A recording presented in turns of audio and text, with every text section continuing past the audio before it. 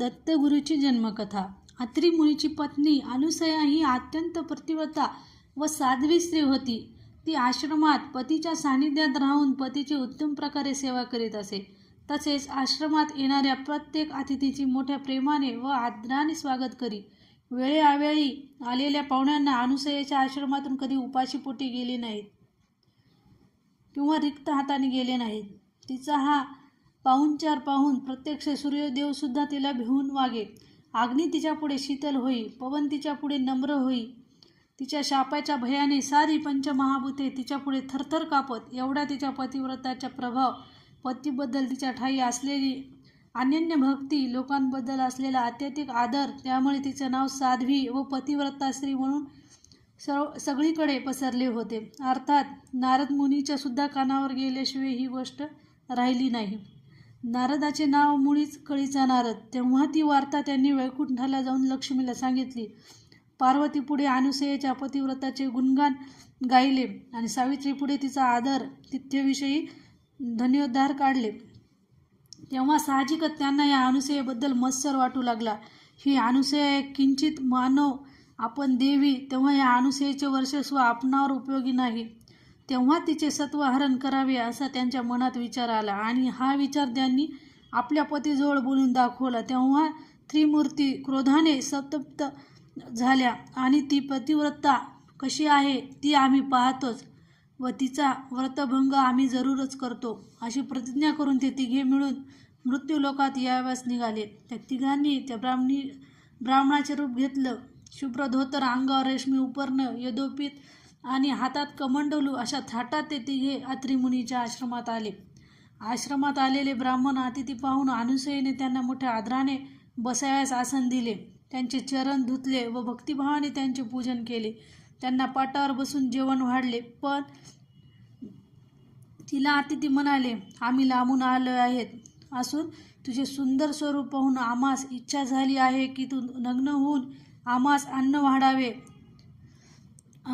अशी बयस्ता सत्वर म्हणती, शुद्धा लागली फार नग्न होऊन निर्धार। इच्छा भोजन देईजे हे वचन ऐकता अनुसया चिंता करीत मनात म्हणाली, हे कोणी कार्णिक पुरुष माझे सत्व पाहण्याकरिता आले असावे। याचं विनमुख पाठवले तर माझ्या सत्वाची हानी होईल आणि माझे मन हे निर्मळ आहे। शिवाय माझ्या पतीचं तपाचे सामर्थ्य माझ्या मागे आहे। असे मनात आणून सती म्हणाली, थांबा, तुमच्या इच्छेप्रमाणेच करते हां। एवढे बोलून अनुसया तात्काळ घरात गेली। त्यावेळी तिचे पती देवाजवळ ध्यानस्थ बसले होते। त्यास ही सारी हकीकत निवेदन केली। तेव्हा मुनींनी अंतर्ज्ञानाने हे सारे ओळखले व आपल्या पत्नीस एका पंचपात्रात गंगोदक देऊन म्हणाले, हे गंगोदक त्या अतिथीच्या अंगावर उडव व त्यांना इच्छा भोजन दे। जाणोती या मानसी तीर्थगंडी देई कांतेसी गंगा प्रोक्षुनी तिघांसी भोजन देई जानपा। तेव्हा पतीच्या आज्ञेप्रमाणे ती तीर्थाचे पंचपाती हाती घेऊन अनुसया आश्रमाबाहेर आली। हातातील गंगोदक त्या तिघांवर उडवले।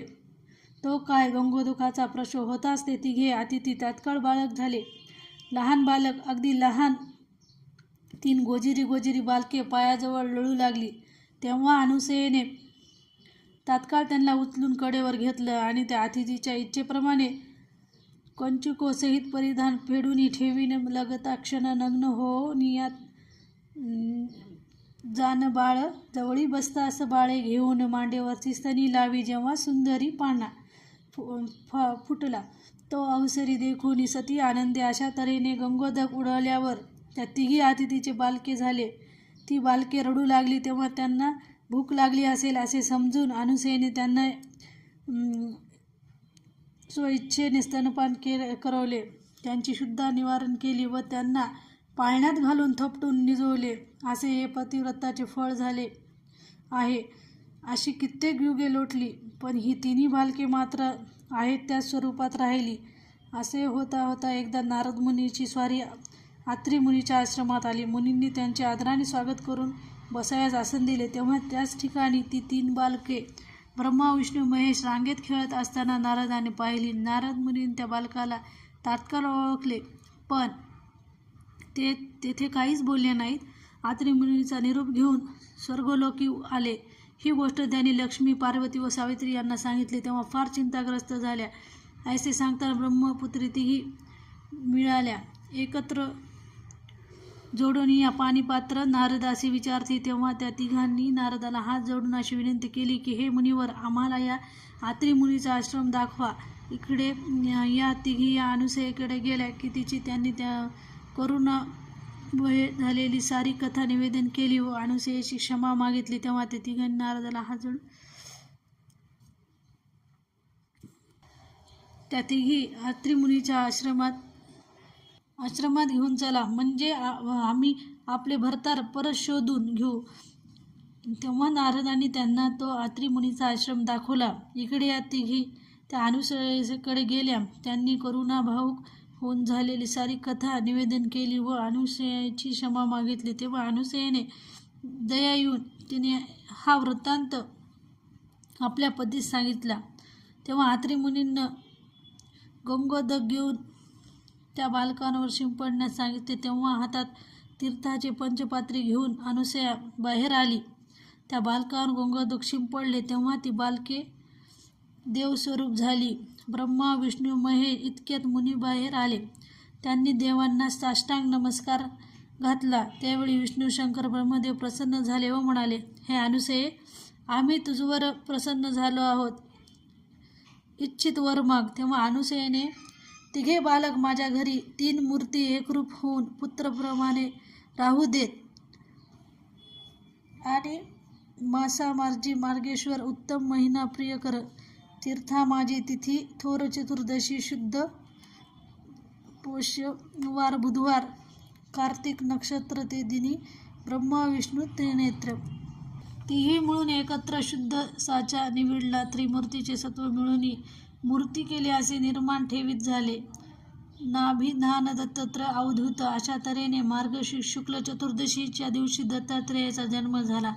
3 शिरे 6 हात आणि तेजस्वी अंगकाठीचे ते बालक पाहून सती अनुसयेला अत्यानंद झाला.